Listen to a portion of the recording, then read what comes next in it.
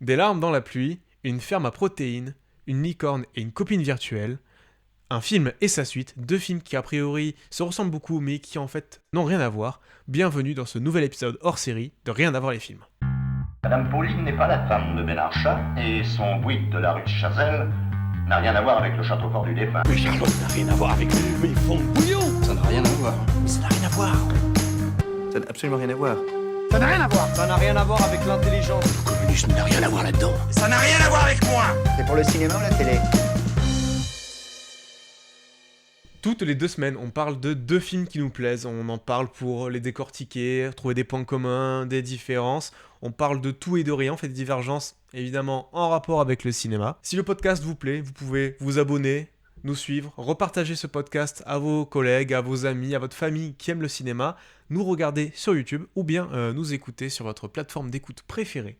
Et évidemment, vous pouvez nous suivre sur notre compte Instagram, Rien à voir les films. Pas mal pour cette intro, on sent que t'as pas l'habitude, mais... Non, bah non, c'est que le 3e hors série. C'est que le troisième, oui, mais que le deuxième que tu présentes en plus. C'est ça, voilà. Donc ça va s'améliorer au fur et à mesure, même moi je suis pas toujours au point. Donc, Voilà. La dernière fois, donc c'était quand même il y a quelques temps, on avait parlé des films adaptés de Mortal Kombat. c'est Les vrai. 3 films, donc ceux des années 90 et celui de 2021. Et aujourd'hui, on va parler de 2 grands films de science-fiction, Blade Runner et sa suite, Blade Runner 2049. Voilà, ils sont là, ils sont tout beaux. Ils sont magnifiques, c'est mes éditions personnelles, donc vous Ouais. pouvez les admirer Mais juste surtout, ici. surtout celle-là, faut que tu la rentabilises. Ouais, attends, hop, 70 balles sur Vinted, c'est un import italien, il n'y a pas de VF. Hop, Il n'y a voilà. pas de sous-titres non plus. Non, il n'y a pas les sous-titres en français non plus. Voilà. Et du coup, ça fait aussi un parallèle avec les films qu'on avait traités dans le dernier épisode, qui étaient Tron et Tron Legacy. Donc un film et sa suite également, une suite qui était, on va pas dire ratée, ça serait méchant, mais une suite Ouais. un peu qui Coup-ci, n'a pas reçu un accueil critique au-delà de ses attentes. Et surtout, c'est Tron et Blade Runner, ce sont 2 films qui sont sortis en 82 Mhm. et qui ont eu une suite dans les années 2010. C'est ça. Donc, après, on va pas reparler de Tron, Non, bien mais sûr. ça peut être intéressant de voir comment est-ce que pour le coup on réussit vraiment une suite, parce que si on doit parler rapidement de notre lien avec les films, Oui. il me semble que Blade Runner 2049 c'est un film que t'aimes un peu quand même. Oh, c'est un de mes films préférés, oui, on va dire ça comme ça. Mais là où je te rejoins sur la comparaison entre Tron et Blade Runner, c'est que autant Tron Legacy, ça a été une réception mitigée, mais c'était un succès commercial, Mhm. autant Blade Runner 2049, bah, c'était plutôt l'inverse. C'est-à-dire qu'il a été quasi unanimement reconnu comme une bonne suite et un bon film à part entière, mais il s'est planté au box-office, malheureusement. Bah, et comme il me semble le Blade Runner original. Bien sûr. Après je comprends parce que en vrai, alors le premier Blade Runner pour le coup, Mm. la première fois que je l'ai vu, j'ai vraiment pas du tout aimé. La deuxième Oui. fois que je l'ai vu, j'ai vraiment pas du tout aimé. Et j'ai dû attendre un petit peu de temps quand même avant de le revoir. Tu m'avais montré le jeu vidéo Oui. qui était sorti dans les années 90 et qui a été ressorti sur PS5 Mhm. avec une mise à jour graphique absolument dégueulasse, mais Oui. c'est pas le sujet. Et j'avais vraiment adoré le jeu et du coup j'ai revu le film et là pour le coup j'ai vraiment apprécié. Ouais. En plus, en version 4K, c'est toujours un peu plus... En version 4K en plus c'est vraiment ouais. magnifique, on se régale, voilà. Mais c'est vrai que c'est des films où au premier visionnage c'est pas forcément le moment où Ouais. tu l'apprécies. Donc Bah, c'est normal que les films, enfin même Blade Runner il a une réception assez compliquée quand Bien il est sûr. sorti. Mais il a gagné le statut de film culte avec les Mais années. bien plus tard, donc, voilà. bien plus tard. Bien sûr. Moi, le premier film, Blade Runner, je l'ai vu parce que je voulais voir 2049 qui m'intéressait. Ah Sauf oui. que 2049, j'ai pas eu l'occasion de le voir au cinéma. Je suis un peu dégoûté. Et c'est vrai que le premier Blade Runner, je l'ai vu et je me suis fait un peu chier, quoi. Je me suis dit, ouais, ok. Et j'ai vu la suite et j'ai adoré. Mhm. Et depuis, je l'avais pas revu. Et tu l'as revu que pour l'émission. Et là, je l'ai revu, là, je l'ai revu parce que j'ai acheté pas le même Blu-ray que toi, là. Oui. Parce que l'édition est magnifique. Hein. On n'a pas encore assez montré l'édition Voilà. Volt. Voilà. Ouais, du coup, pour ceux qui écoutent la version podcast, Oui. imaginez-le. Voilà, vous faites une recherche. Voilà, imaginez la plus belle version du disque. Et là, de l'avoir redécouvert, parce que j'avais revu quelques scènes par-ci par-là, mais de revoir le film dans son intégralité, ça m'a fait une meilleure appréciation. Je lui ai mis une meilleure note dans mon petit carnet. Sur Letterboxd. Ouais, voilà. Et voilà, donc finalement, c'est 2 films que j'aime beaucoup, même si on va dire que Blade Runner, le premier, c'est pas un de mes films préférés, contrairement à sa suite, qui je trouve est un chef-d'œuvre. Et c'est encore signé Denis Villeneuve, qui est à l'origine des Dunes. Dont on avait déjà parlé dans le tout premier hors-série qu'on avait C'est fait ça, voilà. cette année. Eh oui. Alors, Blade Runner, si on doit Oui, commencer à résumer les films. Ce serait bien de savoir de quoi on parle quand même. De quoi on parle? De quoi on parle, oui, j'invente des liaisons. Alors, Blade Runner, c'est assez compliqué, en vrai. Donc, je vais essayer d'être le plus clair possible. On est en 2019, à Los Angeles, une ville pleine de giga-buildings, avec un bâtiment emblématique, celui de la Tyrell Corporation. Monsieur Tyrell, à qui appartient ce bâtiment, a fait fortune en créant des robots d'apparence humaine qu'on appelle des réplicants. Ces réplicants ont été bannis de la Terre, car jugés trop dangereux, mais il en reste tout de même. Les Blade Runner sont une branche spécifique de la police chargée de les retirer, en gros de les buter, et Rick Deckard, Harrison Ford, en fait partie. Il se voit confier une mission très importante, retrouver 4 réplicants particulièrement dangereux de la gamme des Nexus 6, qui sont les plus aboutis, les plus dangereux et animés par une soif de vivre. Ils sont tellement performants que même le test de Voight-Kampff, qui permet de déterminer si un individu est un réplicant ou non, ne marche pas sur eux. Et au milieu de tout ce bazar, Deckard va faire la connaissance de Rachel, une Nexus 6 qu'il est censé éliminer, mais dont il va tomber amoureux. Ça tombe bien. Et donc Blade Runner 2049, la suite 30 ans plus tard, de quoi C'est ça ça. parle? On est évidemment 30 ans après les événements du premier film. On suit K, un Blade Runner qui est un répliquant, pour le coup, et qui est interprété par Ryan Gosling, qui fait son job, c'est-à-dire de retirer les modèles délinquants qui restent. Un jour, il arrive dans une ferme en Californie, pas très loin de Los Angeles, où il procède à un retirement. Sauf qu'il découvre par hasard une boîte enterrée qui contient les os d'une réplicante morte à la suite d'un accouchement, alors que les réplicants sont censés être incapables de se reproduire. Sa supérieure, donc la chef de la police, lui ordonne de détruire toute trace pouvant révéler cette découverte, y compris l'enfant, si K arrive à le retrouver. Cependant, K, il commence à avoir des doutes. Il se dit, est-ce qu'il est cet enfant? Est-ce qu'une guerre entre humains et réplicants, elle est à craindre? Et surtout, quelle est l'application de Rick Deckard dans cette affaire? Et oui, parce que Rick Deckard, du coup, revient dans ce nouveau film. Toujours interprété par Harrison Ford. Et du coup, c'est cohérent parce que il s'est pris 30 ans dans la gueule, que ce soit dans le film ou dans la vraie vie. Et d'ailleurs, on sent qu'il est quand même beaucoup plus content de revenir dans ce film que dans Star Wars 7 qui est sorti la même année, tu vois. Oui. Il y met un peu plus Deux ans avant. Les deux, c'est 2017. Ah non, c'est 2015. Le retour de Réveil de la Force, c'est 2015. Ah, ok, je pensais que c'était 2017. Ouais, du coup, il est quand même plus content de revenir là-dedans, je pense. Ouais. Mais c'est quand même fou quand on y pense. Parce que donc Harrison Ford, il a joué Han Solo en 1980 dans l'Empire contre-attaque. En 81, il incarne Indiana Jones. Oui. Et en 82, Rick Deckard dans Blade Runner. Le mec dans les années 80, là, il a enchaîné les films cultes. Ouais, c'est ça, les trois plus grands rôles, c'est les 3 rôles les plus connus, on va dire, de sa carrière. Ouais. Et il les a fait revenir dans les années 2010, ou dans les années 2020, si on compte Indiana Jones 5. Tous, ils sont revenus. Oui. Et du coup, 82, Blade Runner, et 83, Le Retour du Jedi. Voilà. Bon. On va pas refaire sa filmo. Voilà. Mais ça a charbonné. Oui. Il a dû toucher des bons cachets à ce moment-là. Si on doit commencer par chercher donc, des points de divergence, on a quand même 2 films qui évidemment se ressemblent beaucoup parce que ça se passe dans le même univers. Mais très vite, dans Blade Runner, on est initié à un test particulier, le test de Voight-Kampff, qui permet de déterminer si un individu est un réplicant ou non. Oui. Et dès le départ, on voit dans Blade Runner, on tombe sur un réplicant. Le test, il marche un peu bizarrement, c'est-à-dire qu'il mesure beaucoup de choses, la pulsation, le temps de réponse à des questions un peu fantaisistes et un peu qui sont censées t'émouvoir, quoi. Oui. Et ce test est absent quasiment de Blade Runner 2049, puisque face à la nouvelle génération de Nexus, de réplicants, en fait ils ont un truc dans l'œil gauche, mon œil gauche ici, plutôt, qui permet d'identifier rapidement où il y a le numéro de série qui marque comme un dessus. code barre, quoi. Voilà, comme un code barre. Et donc le nouveau test, c'est juste tu peux lever ton œil s'il te plaît, et je te scanne, on voit direct que tu es un réplicant. Par contre, la forme plus traditionnelle de Voight-Kampff, avec ses questions un peu alambiquées, on la retrouve dans la salle de test où Kay il passe par là.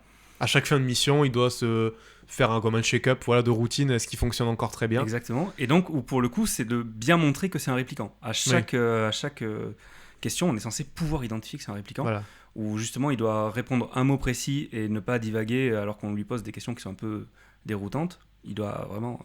Et c'est des scènes qui sont assez tendues, qui apportent pas mal de suspense, du coup. Notamment quand Kay, il finit par rater son test.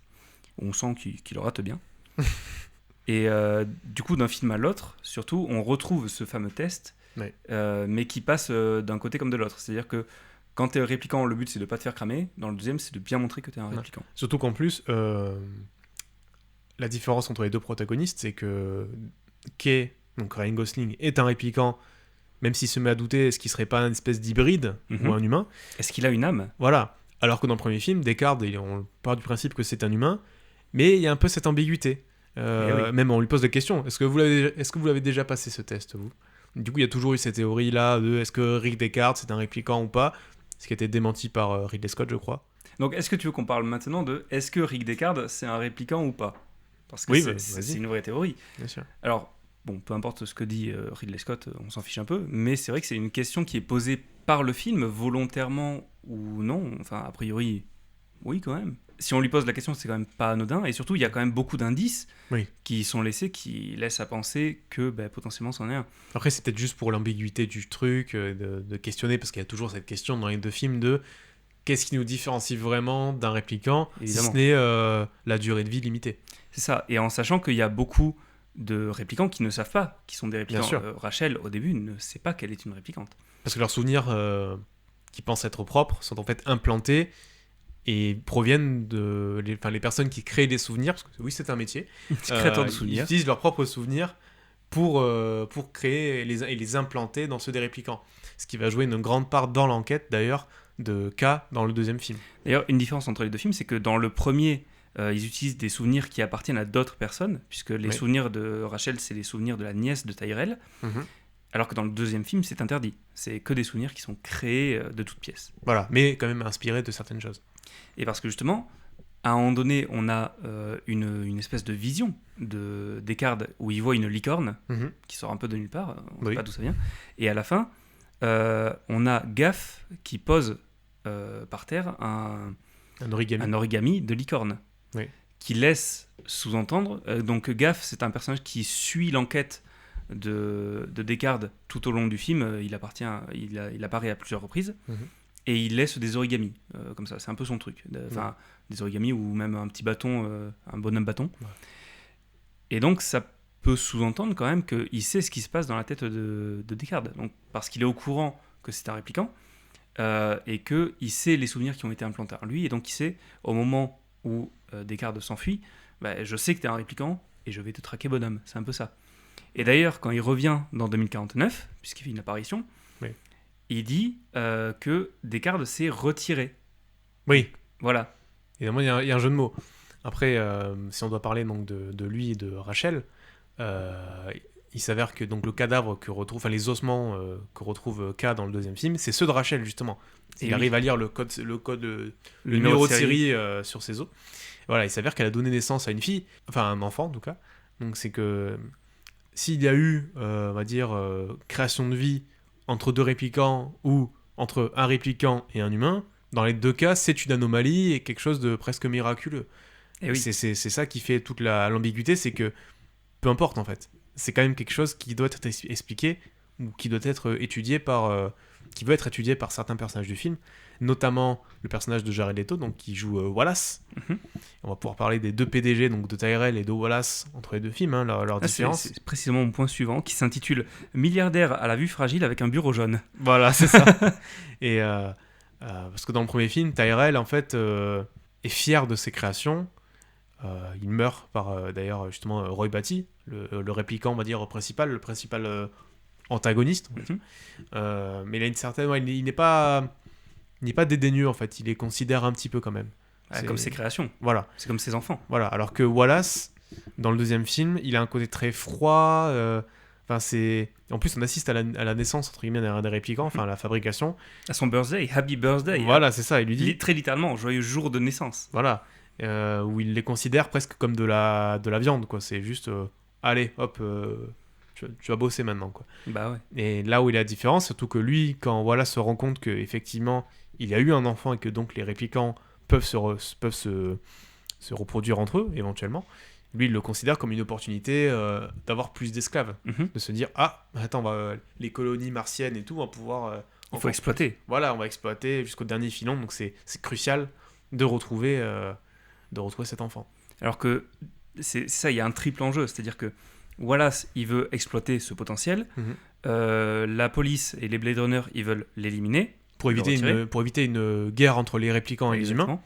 Et justement, les réplicants, ils disent c'est un miracle, et ils veulent retourner la face de l'humanité, et avoir une vraie domination des réplicants, en se considérant supérieurs aux humains. Et donc, si on revient sur Tyrell et Wallace, donc c'est les deux milliardaires PDG dans les films, qui effectivement ont des problèmes de vue. Tyrell a des lunettes énormes. Les culs de bouteille, ils sont... Elles sont gigantesques, et... Wallace, il est aveugle, tout simplement. Oui. On connaît assez peu Tyrell, en fait. Non. Autant Wallace, on sait un petit peu, c'est expliqué au début, comment il a fait fortune. C'est-à-dire que entre les deux films, il y a eu ce qu'on appelle le blackout. D'ailleurs, ils ont fait un film là-dessus, un court-métrage de 10 minutes en animation, qui est plutôt sympa. Il y a eu des petits courts-métrages aussi avec les acteurs. Ouais, mais les deux autres sont pas ouf. Il y a que celui je trouve, en animation qui dure 10 minutes, que j'ai trouvé intéressant. Je me rappelle pas assez pour vraiment donner un avis, mais je me souviens, je les ai vus, j'ai fait ouais, ok quoi. Il y en a un autre, c'est Jared Leto qui montre son premier répliquant qu'il a créé, en gros, et qui lui obéit à 100%, et il le tue sur place pour montrer que, regardez, enfin lui il se tue sur place pour montrer, regardez, il m'obéit, et on peut réintroduire des réplicants. Et le deuxième, c'est on suit Dave Bautista. Dans une mission un peu random, enfin il fait sa vie quoi. Et donc Wallace, pour revenir au rôle de Jared Leto, c'est un personnage qui lui pour le coup a fait fortune à la base parce qu'il a réussi à sauver l'humanité post blackout en trouvant une nouvelle source d'alimentation un peu avec ses larves et tout qui sont cultivées justement dans la ferme. Et alors dans les making of il dit ça permet de justifier un peu l'ego du personnage de Wallace. Et celui de Jared Leto un peu, je pense aussi. Ouais, peut-être. Je pense qu'il devait le faire vraiment méthode acteur, s'il devait faire l'aveugle sur le tournage. Ouais. Mais après il est très bon dans son rôle. Pour le coup, oui, non, pour le coup, il y a rien à dire. On peut critiquer l'interprétation de Jared Leto dans beaucoup de films, pas dans celui-là. Non, là il est bon. Et puis j'adore je vais dire sa maison, mais l'endroit où on le voit, donc tout éclairé en orange avec les reflets de l'eau qui éclairent le plafond, c'est magnifique. C'est vraiment sublime. Et pour le coup, le bureau de Tyrell était aussi éclairé tout jaune, tout orange. Alors, pour le coup, je pense que c'est plus une question de lumière parce que c'était au coucher du soleil. Oui, ce qui baisse les stores pour faire le test de Voight-Kampff. Mais dans les deux films, on a quand même une lumière sublime. Ça, on peut pas l'enlever. D'ailleurs, l'acteur de Tyrell, c'est le barman dans Shining. D'accord. Ah ouais. Eh oui. Ok. Et en parlant des décors, donc on a quand même une échelle assez différente dans les deux films. Alors, le thème de l'échelle différente, ça se joue à tous les niveaux. On va commencer par les décors. Dans le premier film, on reste vraiment dans la ville de Los Angeles. Oui. On n'en sort pas. Et surtout, autant on va ouvrir le film avec ces plans magnifiques. On voit toute la ville très industrielle avec ces flammes qui ressortent, les voitures volantes. Enfin, c'est magistral comme ouverture de film. En plus, c'est la musique de Vangelis. Et on va être dans des décors qui sont assez serrés. On va être dans des appartements, dans des chambres d'hôtel. En fait, on a l'impression de voir... Donc, le film est une enquête policière. Et on a vraiment l'impression de voir une enquête policière, mais dans un monde cyberpunk. Ouais. Et c'est un peu ce qui fait la force du film aussi. C'est que même s'il y a beaucoup de plans contemplatifs, on n'est pas forcément... personne n'est impressionné par les décors. D'ailleurs, tu parles d'enquête policière. Pour ceux qui ont fait le jeu Cyberpunk 2077, toutes les missions secondaires d'enquête que tu fais avec River Ward, ça m'a fait beaucoup penser à Blade Runner.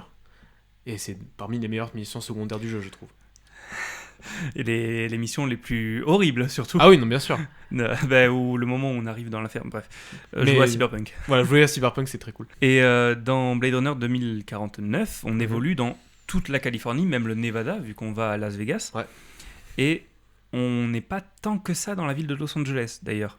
On y est parce qu'il y a la station de police et il y a l'appartement de Kay, mais... Voilà, Los Angeles n'est pas autant un personnage qu'il l'est dans le premier film.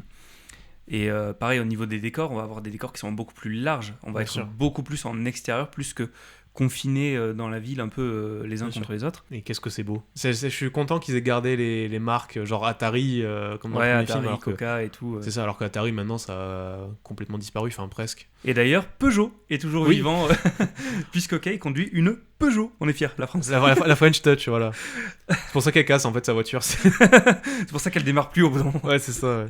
Et quand on parle des décors, le décor de Los Angeles, c'est plus ou moins les mêmes. Enfin, ils ont gardé la même esthétique, même si on voit qu'il y a 30 ans. Pas du tout. Enfin, c'est pas filmé pareil, mais on va dire sur les grands plans d'ensemble, c'est la même esthétique. Après, l'appartement de K, pour le coup, c'est très froid, c'est très l'appartement de Descartes. Tu compares l'appartement de Descartes et l'appartement de K, c'est pas du tout le même. Non. Genre l'appartement de Descartes, tous les je sais pas, comme les plaques qu'il y a au mur, il y a des motifs et tout partout, Ouais. c'est super beau.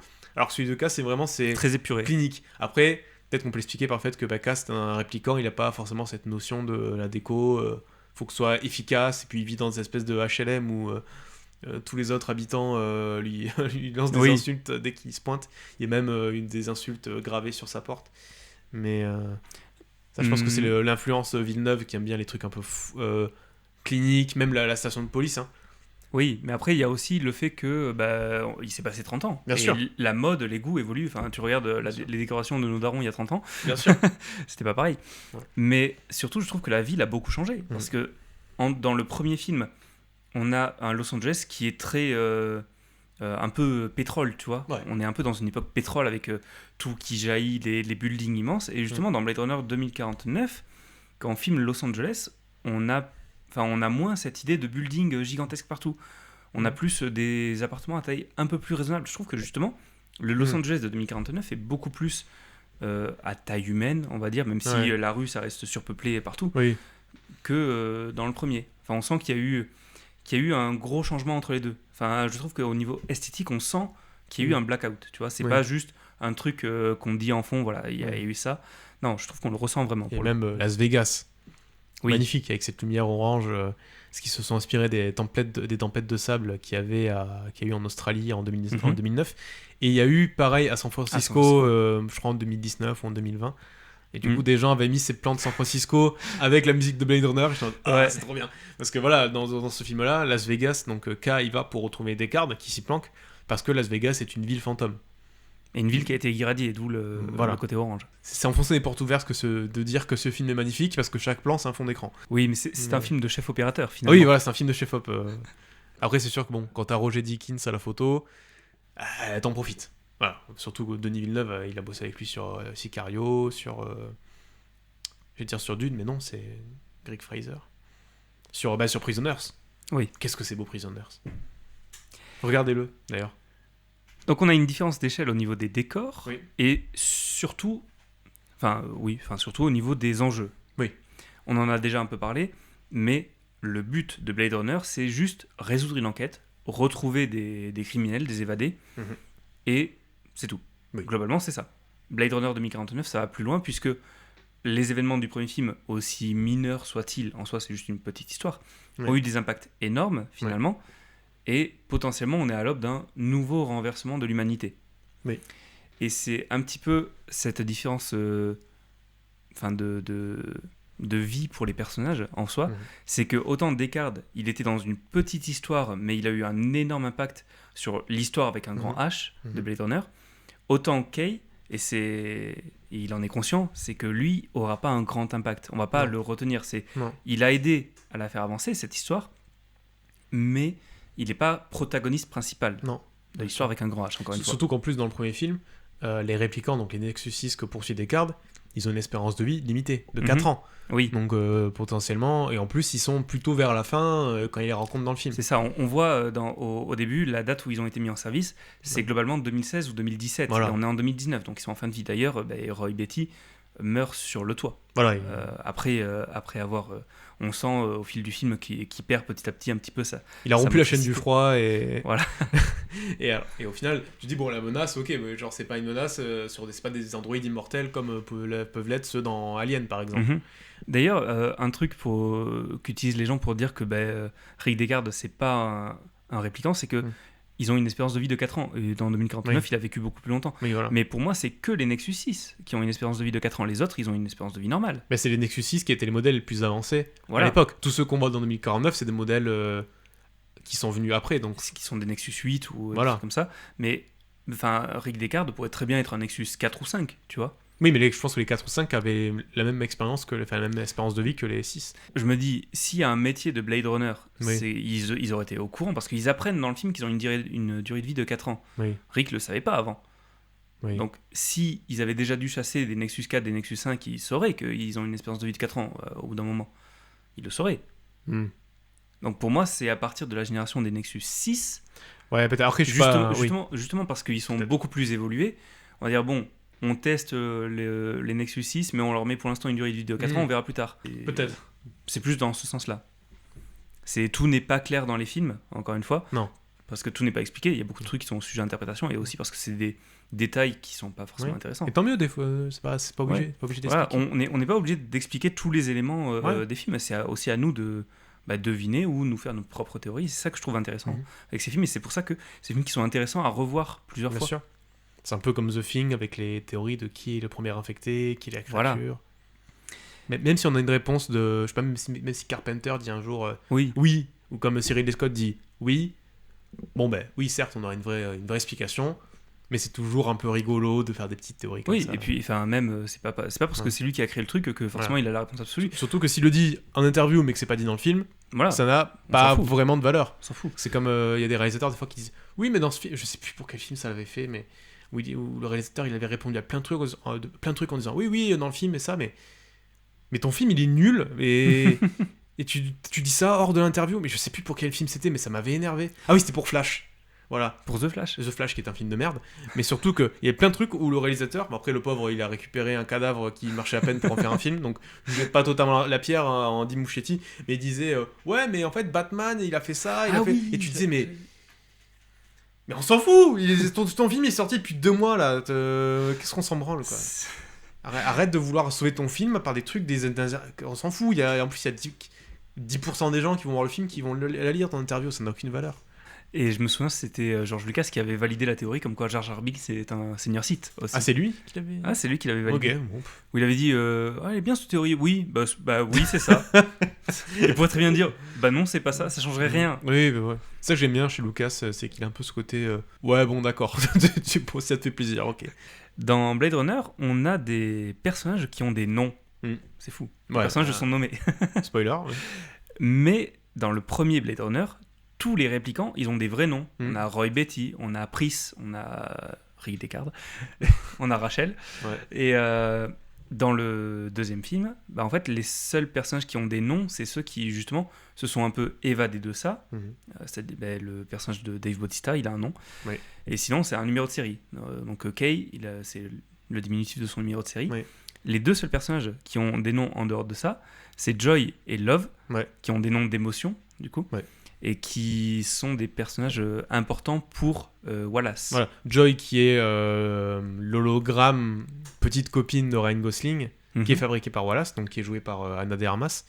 Et Love, c'est l'espèce de bras droit android de... Tueur à gages. Ouais, voilà, de Wallace. Et Joy, surtout, c'est un personnage qui est censé être... Enfin, qui est fait pour être un love interest. Mhm. Mais pour tout le monde, c'est-à-dire que c'est un produit qui est commercialisé. Oui. Et donc, Kay, pour rompre sa solitude, c'est fourni une Joy, du coup, Mhm. pour l'accompagner. Mais lui, il la traite vraiment comme sa compagne. Oui. Pour le coup, c'est pas comme un partenaire sexuel ou comme un Non. objet de fantasme, ce qu'elle est censée être. Oui, parce que quand il voit son hologramme à la fin, on va dire sa version par défaut, c'est plus quelque chose, on va dire, ouais, pour assouvir tes pulsions, Mhm. ou on va Tout à dire fait. combler un manque affectif, mais plutôt primaire. Alors que dans le film, ils ont vraiment une relation plutôt profonde, voilà, où quand elle se fait détruire par Love, justement, tu te sens mal, quoi, alors que tu dis, Bah bon, ouais. c'est qu'un hologramme, mais qu'est-ce qui la différencie d'un robot, si ce n'est le fait qu'elle est intangible. Mhm. D'ailleurs, cette scène au début où justement K, pour son anniversaire entre guillemets à Joy, alors qu'elle n'a pas vraiment de date de naissance, il lui offre un espèce de projecteur pour qu'elle puisse exister et être projetée en dehors de son appartement, parce que dans son appartement il a comme un vidéoprojecteur qui est stylé avec sur un rail là, Ouais. pour aller d'une pièce à l'autre.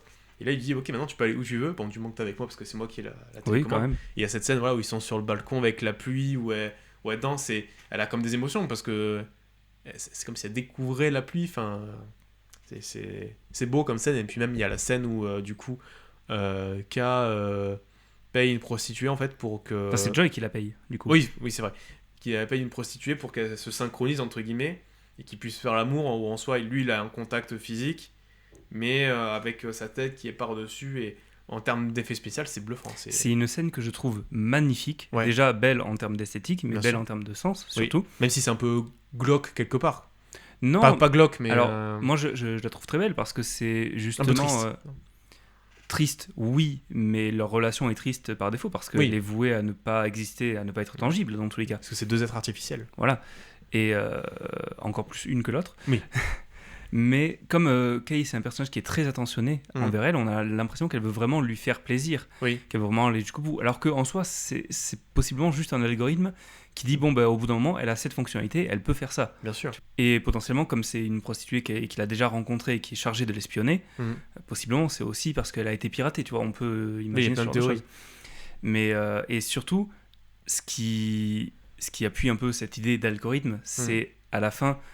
quand il rencontre justement la pub géante pour Joy qui vient lui parler, elle l'appelle mon Joe, my Joe, tu vois, Oui, voilà. qui est le nom qu'elle lui donne puisque lui n'a pas de nom, il s'appelle K. Oui. Et donc au bout d'un moment, elle dit mais pourquoi t'aurais pas un vrai nom, appelle-toi Joe. Oui. Et on se dit, ah, c'est spontané, c'est mignon. C'est spontané, alors que non, pas c'est du juste tout. prévu dans sa programmation. Ouais. Et c'est ce qui finit de l'enterrer un petit peu alors qu'il est déjà au fond du trou, le pauvre. Ouais. Mais surtout qu'en plus, il y a... Alors, ça, c'est mon interprétation, mais quand Joy, elle veut intervenir, il y a comme une sonnerie. Et la musique, c'est Pierre et le Loup. Ah ouais. Ouais. Oui. Voilà. Et je me souviens, quand j'étais petit, en cassette, j'avais un film d'animation Pierre et le Loup qui me terrifiait. Vraiment, il me faisait trop peur. Et la musique, forcément, jouait beaucoup parce que c'est une très belle musique. Et le fait que Joyce soit un produit de Wallace, le fait qu'il y ait cette petite musique de Pierre et le Loup à chaque fois avant qu'elle apparaisse, il y a ce petit côté. Ouais, quand même, attention, il y a la grosse multinationale méchante derrière. Et c'est ça que j'aime bien. Surtout qui espionne tes données aussi. Voilà, même Love, elle lui dit à un moment, quand lui il va au siège de Wallace pour le rencontrer, et que son truc sonne, elle lui dit ah, vous aimez nos produits, tout ça. Donc presque ça sonne comme une menace, quoi. En plus, c'est elle qui tue Joy plus tard dans le film à Las Vegas. Donc ouais, c'est j'espère que vous êtes satisfait. En plus, à ce moment-là, je me suis dit, Oui. ça se trouve, il va lui proposer un gadget en plus, parce que non, c'est juste intéressant, tu vois, c'est plus en mode, ok. Attention à toi. Ok, je peux te manipuler maintenant. Parce qu'il y a l'amour, du coup, là on parle de Blade Runner 2049, mais il y a l'amour dans le premier, entre Rachel et Deckard, où c'est bizarre. Enfin, au début, où ils se rencontrent donc au siège de la Tyrell, où ils flirtent un peu, tu dis, ouais, ok. Où ensuite elle se rend compte que c'est une réplicante et du coup elle fuit, elle va se réfugier chez Deckard, tout ça, et qu'il l'empêche de sortir de chez elle. Ouais. Tu dis, hein, je sais pas trop où ça va. c'est la romance des années 80. Ouais, c'est ça. Et je te plaque au mur et je te force à. Ouais. C'était pas cuit le dîner. Non mais. Ouais, c'est vrai qu'en plus de l'avoir revu, pourtant je savais qu'il y avait cette scène, mais je me suis dit, est-ce que vraiment dans mes souvenirs c'est moi qui l'ai exagéré, le fait qu'il force un peu ou quoi? Et non, effectivement, tu dis, mais c'est trop bizarre parce qu'après. Ouais. Je veux dire, il est sympa avant, et après, c'est pas un truc qui revient ou qui dit spécifiquement quelque chose. Enfin, c'est vraiment inclus. Je sais pas, pour montrer que ça reste un peu un connard. C'est vraiment, je pense, le seul passage qui me dérange dans le film. Ouais. Je pense pas que ce soit pour montrer que c'est un connard, plus pour montrer que c'est quelqu'un de viril, et c'est peut-être plus la version d'une romance dans les années 80. Ouais. Je pense que c'est davantage un souci d'époque. Oui. Mais c'est vrai que cette scène, à chaque fois que je revois le film, du coup, elle me dérange vraiment. Et je suis en mode, waouh, ça Après, c'est peut-être un un peu reste du roman de Philip K. Dick. Oui, parce que Blade Runner, le premier film, c'est une adaptation d'un roman de Philip K. Dick. C'est les androïdes rêvent-ils de moutons électroniques? Voilà. Je voulais sortir en anglais, mais non. Do androids dream about electronic ships? Voilà, toi aussi, passe ton bac LV2. Le TOEIC. Voilà. Oh putain, le souvenir. Bref, ouais, c'est vrai, pour le coup, c'est le truc qui m'empêche de me dire, ah, c'est mignon, l'histoire d'amour. Non, tu dis, ouais, non, chelou.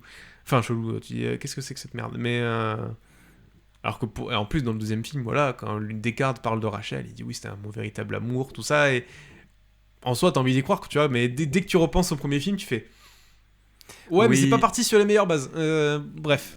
Surtout qu'en plus, moi, à la fin du deuxième film, elle me fout les larmes, quoi. Enfin, me fout les larmes. À chaque fois, je suis très ému quand Kay se rend compte que lui, c'est jamais été l'enfant, mais que les souvenirs, c'est ceux du véritable enfant de Deckard et Rachel, et qu'à la fin du film, il lui dit, allez retrouver votre fille, et que lui, il s'étend sur les escaliers et il meurt paisiblement avec la musique de...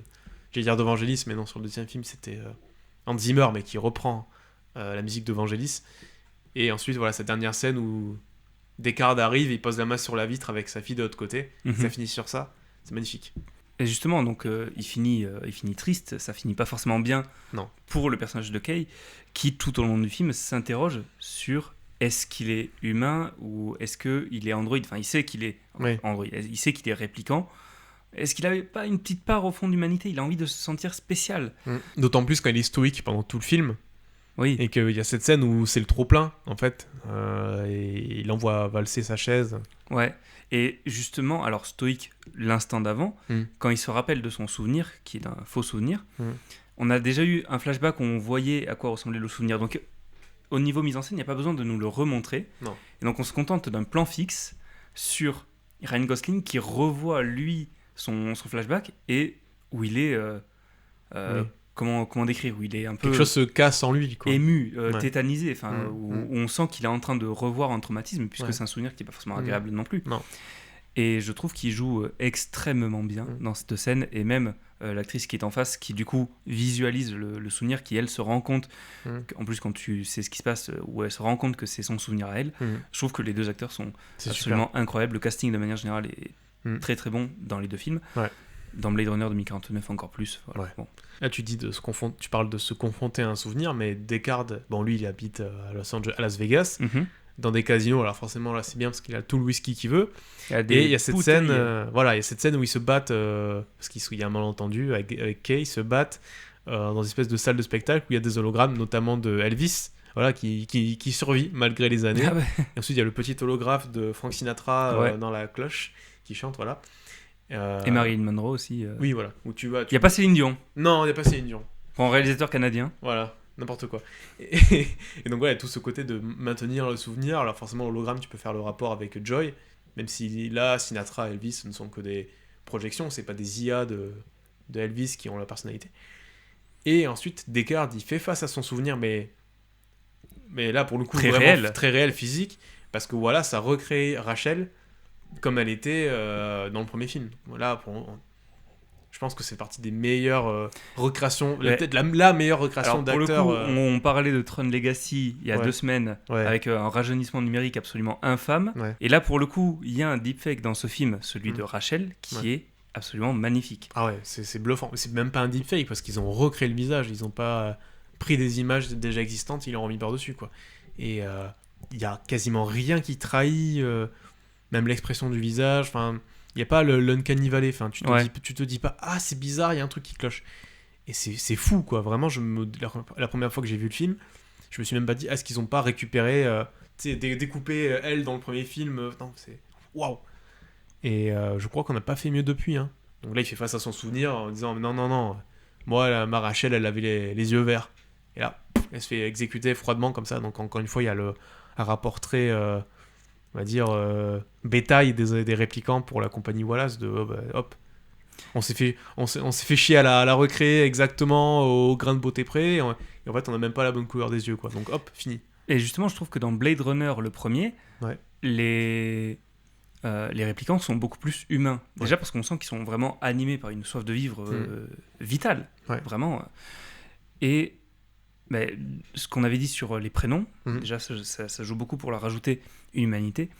Et surtout, donc on a Roy Beatty qui, dans cette scène finale, va sauver Rick Descartes qui risque de mourir et qui va lui déclamer ce monologue qui est devenu absolument culte, un peu pour émouvoir Rick Descartes, pour lui montrer que lui aussi il est humain finalement, il a vu des choses, et pour que ça servirait à rien de le tuer de toute façon, et pour se venger ça sert à rien. Donc justement on est là pour l'émouvoir, on est là pour lui montrer que moi aussi je suis humain, sois témoin, porte un peu notre parole. Ça y est, témoin. Et porte notre parole, et c'est aussi ce qui fait basculer Rick Descartes dans l'autre camp, dans le camp des réplicants. Puisque c'est un truc qui se passe dans les deux films, les deux personnages basculent du côté des réplicants renégats, en gros. Donc dans ce film ça se fait par ça, et son histoire d'amour avec Rachel, puisque à la base il doit tuer 4 réplicants, on lui en rajoute une qui est Rachel, elle du coup, et à la base il devait en tuer 6, mais il y en a 2, ils sont morts hors champ pour, par souci de coupe budgétaire en fait. C'est ça, ouais. Il y en a un, il est mort dans une porte. Ouais, je crois que c'est une réplique comme ça. L'accident domestique con. Oh, c'est bête. Ouais, ça fuite de gaz. On a perdu un Nexus 6 comme ça, tu sais. Et dans le 2049, Kay, il bascule de l'autre côté, plus ou moins volontairement, un peu par désespoir. Contre son gré aussi. Ouais. C'est-à-dire qu'il est récupéré par les androïdes, enfin par les réplicants renégats, qui disent nous, cet enfant, c'est un miracle. Sauf que ils vont utiliser. Donc Wallace va torturer Descartes pour lui soutirer des informations, tout ça. Donc pour pas que ça arrive, il va falloir que tu tues Descartes. Et pendant un moment, on se dit il va le faire. Et en fait, non, il le fait pas, tu vois. Donc c'est plus. Il essaie d'un peu de faire ce qui est juste pour lui, quoi. Enfin, selon lui. Il essaie aussi un peu de sauver sa peau, puisqu'il a dit à sa chef qu'il avait tué l'enfant alors qu'il n'avait pas tué, parce que surtout il pense que c'est lui. Donc il a pas envie de se retirer lui-même. Et oui, il rejoint un peu. Ouais, mais il rejoint pas vraiment. En fait, non, bien sûr. On sent que. Enfin, sur la fin du film, il a perdu un peu toute raison de vivre. C'est pour ça que si jamais, dans 30 ans, ils refont un 3e film, ça paraîtrait pas pertinent de le faire revenir lui. Parce qu'encore une fois, c'est pas un personnage qui a un impact sur l'histoire. Ouais. Bon, il faut en revenir à Harrison Ford. En 3D. 110 ans, c'est bon. Non, mais oui, malheureusement pour Kay, il est pas un personnage si important que ça. Non. Il est utile. Ouais. Mais il n'est pas important. Moi j'aime bien ces archétypes de héros, tu sais, c'est le héros, et en fait il me fait un peu penser à Andor dans Star Wars. Oui. C'est le personnage, c'est pas lui même tous les personnages de Rogue One. Oui voilà, mais surtout Andor parce qu'il y a la série, et c'est encore plus flagrant quand on a la série, c'est pas le personnage qui va prendre vraiment le devant de la scène et dire non mais c'est moi le rebelle, venez tous, il va semer des graines et inspirer les autres qui, eux, vont avoir les actions qui comptent. Et qui ont beaucoup d'importance dans l'histoire, mais qui, eux, on va pas les retenir, quoi. Non. C'est des bons soldats. Sauf les vrais fans. Non, c'est vrai que c'est un parti pris audacieux, de dire on a un héros qui n'est pas tant un héros. C'est assez rare. Et pour moi, c'est par exemple le cas de Mad Max. Toute la saga Mad Max, c'est vraiment ça. On a un personnage qui est soyez témoin, qui est témoin de ce qui se passe dans le monde, mais qui lui, il fait avancer l'histoire à certains moments, mais c'est pas un personnage important. On va pas forcément rentrer dans toute l'analyse philosophique, puisque ça a déjà été fait plein de fois et c'est très intéressant. Allez, si vous aimez les films, allez voir des analyses sur la philosophie de Blade Runner. Oui, parce que si on devait parler de tout, on serait là pendant 4 heures, c'est pas le but. Et j'ai pas que ça à faire au niveau montage. Surtout. Et mais globalement, ce qui représente le film, c'est vraiment le nihilisme, cette perte de foi, où on sent qu'on est livré à nous-mêmes. Quoi qu'il arrive, on est livré à nous-mêmes. Qu'on soit un répliquant, il faut sauver sa peau. Qu'on soit un humain, même on sent... on n'a pas trop parlé des costumes, mais il y a un travail sur les costumes qui est absolument colossal. Bien sûr.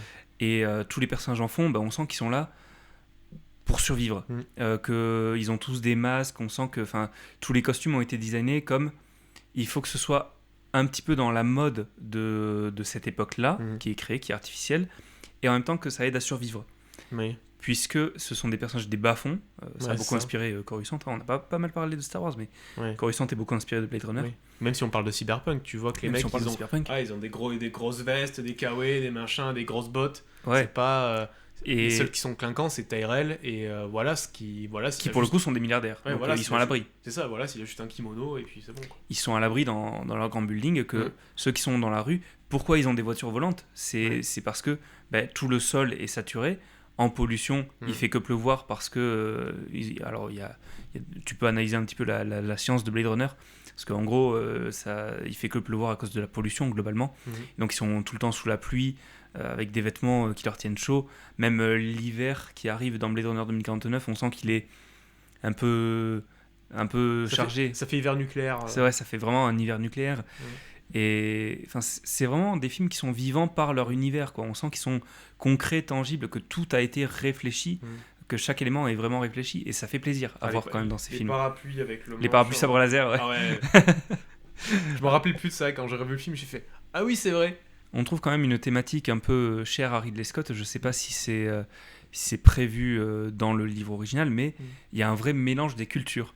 Dans cette ville, il y a plusieurs secteurs et chaque secteur est un peu Enfin, il y a Chinatown, il y a le quartier animalier. Si vous jouez aux jeux des années 90, alors il y a des gros accents, trigger warning, il y a des gros accents africains.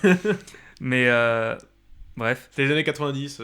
Mais on sent cette idée de vouloir mélanger les cultures partout dans ces villes. C'est une ville-monde un peu. Mais surtout que dans le premier film, c'était donc il y a le côté très américain-japonais. Ouais. Parce que les années 80, c'était le côté où le Japon avait explosé en termes de business, d'économie, de avec croissance. Atari, le logo Atari. Et que du coup, les gens se disaient, surtout les Américains, que les Japonais, c'est une des grandes puissances économiques mondiales et qu'il y allait avoir une japonisation du monde. Ouais, pour conclure, je trouve que c'est deux films qui sont quand même très similaires, mais qui ont leurs différences par la direction artistique et d'où comment sont traités leurs thèmes. Et je trouve que ça en fait deux films vraiment fascinants. Et c'est vrai que le premier visionnage de Blade Runner, il est compliqué. Si on y va un peu à l'aveugle, c'est vrai que c'est très... Il y a beaucoup d'infos. Ouais, faut un peu s'accrocher. Ouais. Pas que le film soit long ou quoi, parce qu'il fait même pas 2 heures. Mais voilà, c'est dense et puis c'est le délire, faut rentrer dedans, tu vois. Mais là, je pense qu'en plus, si vous avez écouté le podcast, vous aurez peut-être un peu plus d'éléments. Bon, vous aurez aussi des spoils, mais je pense que ça aidera peut-être à appréhender le film et à ne pas dormir devant. Et du coup, pour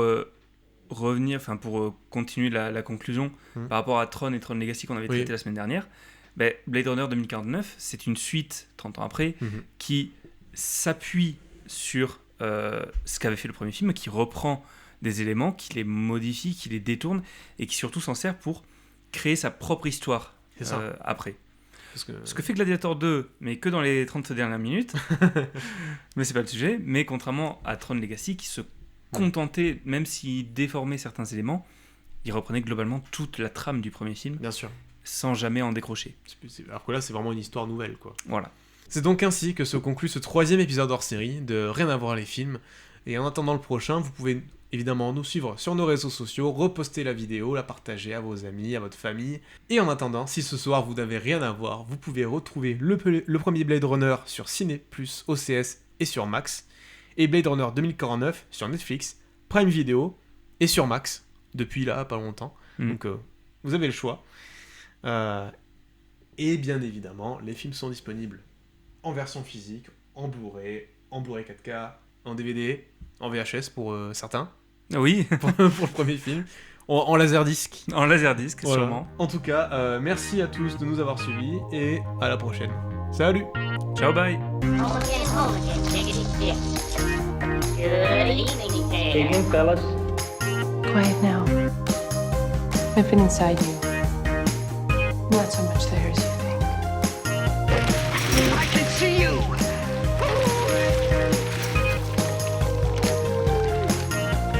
A little boy came through here about 30 years back. I need to see your records. Don't keep records that far back. You don't? I don't.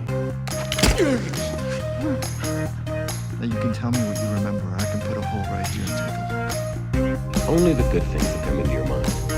About your mother? Let me tell you about my mother.